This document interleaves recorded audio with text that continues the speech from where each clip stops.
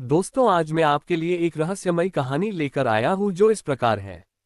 मृत्यु के पश्चात आदि शंकराचार्य द्वारा वर्णित जीवात्मा का मोक्ष मार्ग। मृत्यु के समय जीव और उसके शरीर के साथ क्या घटित हो रहा होता है, ये वहां उपस्थित अन्य लोगों का अंदाजा नहीं लग पाता, लेकिन घटनाएं तेजी से घटती हैं। मृत्यु की दहलीज पर खड़े व्यक्ति की सबसे पहले वाकेंद्रिय उसके मन में विलीन हो जाती है। उस समय वह अपने मन ही मन में विचार कर सकता है, लेकिन कुछ बोल नहीं सकता। उसके बाद दृश्येंद्रिय और फिर कर्णेंद्रिय भी मन में विलीन हो जाती है। उस समय वह न देख पाता है, न सुन पाता है और न ही बोल पाता है। उसके बाद मन इन इंद्रियों के साथ प्राण के अंदर विलीन हो जाता है। उस समय सोचने समझने की क्षमता भी समाप्त हो जाती है, केवल श्वास प्रश्वास चलती रहती है।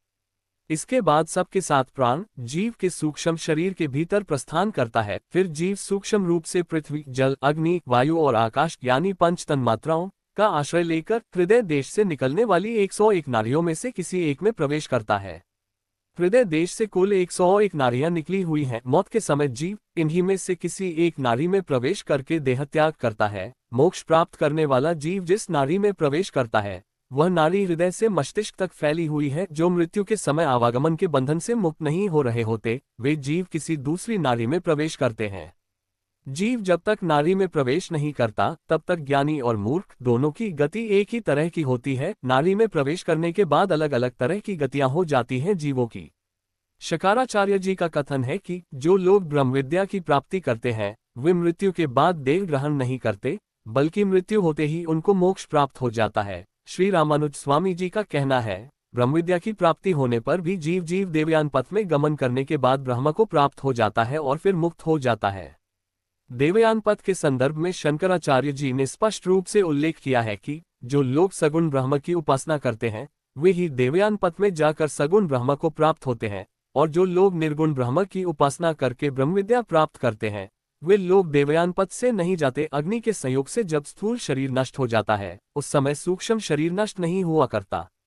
मृत्यु के समय स्थूल शरीर का जो भाग थोड़ा गर्म महसूस होता है, वास्तव में उसी स्थान से जीवात्मा अपने सूक्ष्म शरीर के साथ देहत्याग करता है, इसलिए वह स्थान थोड़ा गर्म महसूस होता है। वास्तव में जो ब्रह्मज्ञान प्राप्त कर लेते हैं, उनकी मृत्यु रात में हो या दक्षिणायन में हो, उससे कोई फर्क नहीं पड़ता, उनको मोक्ष की प्राप्ति होती ही है, यानी वो काल के प्रभाव से ऊपर उठ चुके होते हैं। भगवत गीता के अनुसार जो लोग मृत्यु के अनंतर देवयान पथ से गति करते हैं, उनको अग्नि और ज्योति नाम के देवता अपने अपने अधिकृत स्थानों के द्वारा ले जाते हैं। उसके बाद आह अथवा दिवस के अभिमानी देवता ले जाते हैं। उसके बाद शुक्ल पक्ष के देवता तथा उत्तरायण के देवता ले जाते हैं। थोड़ा स्पष्ट शब्दों में कहें तो देवयान पथ में सबसे पहले अग्निदेवता का अधिकृत देश आता है, फिर दिवस देवता, शुक्ल पक्ष, उत्तरायण, वत्सर, वायु और फिर आदित्य देवता का देश आता है। देवयान मार्ग इन सब देवताओं के अधिकृत देशों से होकर गुजरता है। उसके बाद चंद्र, विद्युत, वरुण, इंद्र, प्रजापति तथा ब्रह्मा क्रमशः इनके देश पड़ते हैं। जो ईश्वर की पूजा पाठ करते हैं, उनकी भक्ति करते हैं, वो इस मार्ग से जाते हैं। उनका पुनर्जन्म नहीं होता, वो अपने अभीष्ट के अविनाशी धाम जाते हैं। परंतु जो लोग ईश्वर की पूजा पाठ नहीं करते और उनमें भक्ति रखते हैं, लेकिन परोपकारी कार्य जैसे दान आदि पुण्य कर्म करते हैं, वे मृत्यु के बाद देवयान मार्ग से नहीं जाते, बल्कि पितृयान मार्ग से जाते हैं और उच्च लोकों में जन्म लेकर वहां के ऐश्वर्य सुख भोगते हैं। लेकिन उनका पुनर्जन्म होता है। पितृयान मार्ग से भी चंद्रलोक जाना पड़ता है, लेकिन वो रास्ता थोड़ा अलग होता है। उस पथ पर धूम, रात्रि, कृष्ण पक्ष, दक्षिणायन आदि देवताओं के अधिकृत देश पड़ते हैं, अर्थात ये सब देवता उस जीव को अपने अधिकृत स्थान के मध्य से ले जाते हैं। चंद्रलोक कभी तो बहुत गर्म रहता है और कभी अतिरिक्त शीतल हो जाता है। वहां अपने स्थूल शरीर के साथ कोई मनुष्य नहीं रह सकता, लेकिन अपने सूक्ष्म शरीर के साथ जो मृत्यु के बाद मिलती है, वो वहां चंद्रलोक में रह सकता है।